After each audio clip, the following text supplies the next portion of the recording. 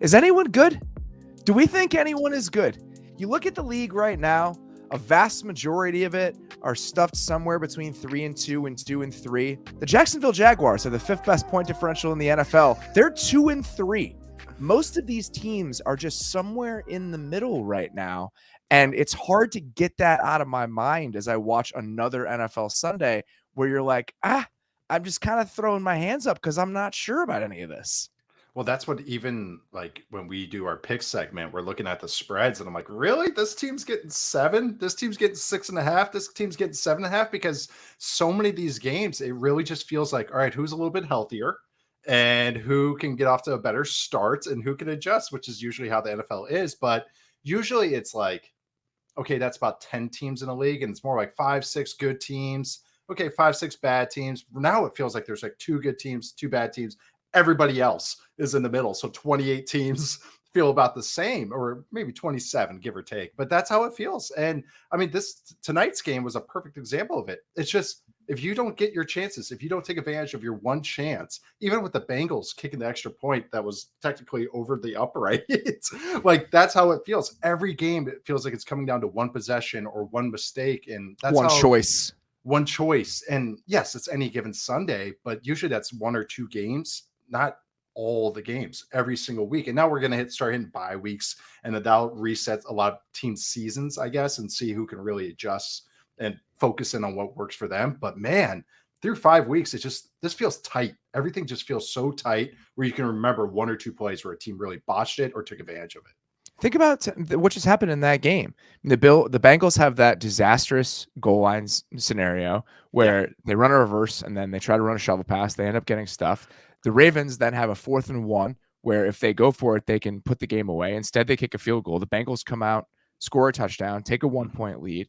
All of these sliding doors moments just feel so incredibly important in all these games that are so tight. And when you watch a lot of the league, when you watch tonight, and the Bengals and the Ravens are probably solid teams, but when you watch them play and then you watch a team like Buffalo play, I think very few teams, even if we don't think the Steelers are very good, are capable of putting a beat down on someone like the Bills did today against Pittsburgh.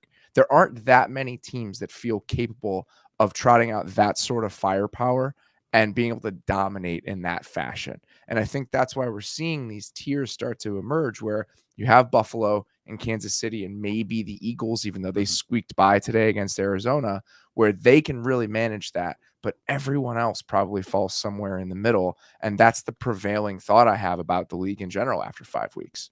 And I think it feels even tighter because points are so hard to come by this year. Yes, agreed. And so that's where I think that's why it feels just so mucky and just so like everything feels sticky in the sense of the scores. And then also just with how these teams, like getting a first down, an important first down, like a 3rd and 4 conversion, a 3rd and 9 conversion feels like such an air out, like either a sigh of relief or the defense, just the air coming out of their stomachs a little bit. And I don't know. It usually you can point to 2 or 3 games on a Sunday, but really it's just feeling like, especially with all 32 teams are playing, so it's 16 games a week, that it feels like double digits of these games are coming down to it. And I know that's what the NFL wants. They want the parity. They want the 1-score games, but a lot of these are scores that are 20-17. They're very low scoring. It's not a 38-35 barn burner. I mean, we did get Seahawks Lions last week, which is a lot of fun, but it just feels like every game the Seahawks play and there's going to be 70 points scored. But other than that,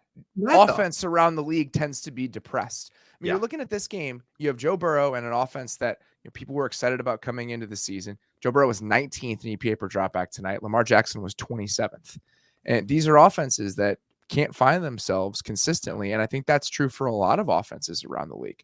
I mean, you have Josh Allen being able to make 3 or 4 alien throws over the course of that Bills game in a pretty windy day and somehow still pushing the ball downfield like that, averaging 10 yards a play somehow. But other than that, it still feels like a slog in a ton of these games.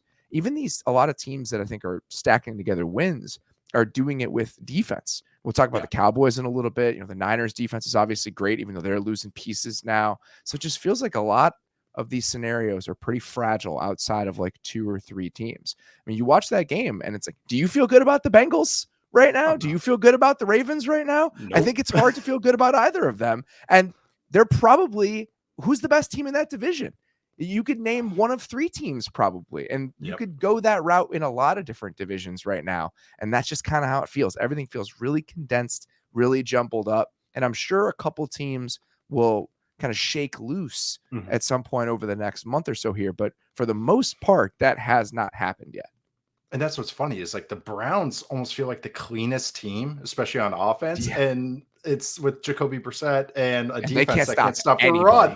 They can't stop anybody. But when I watch their offense, I'm like, okay, this seems sustainable because like the Ravens is just like, hey, Lamar, go do stuff. Like, and then the Bengals is kind of like Burrow, and then hopefully get some holding penalties on Jamar Chase or something of that sort. Like, so these, I don't know, it's just the consistency. I think that's really what it is everything feels very high and low for every team. There's gonna be a couple teams we talk about tonight that's where it feels.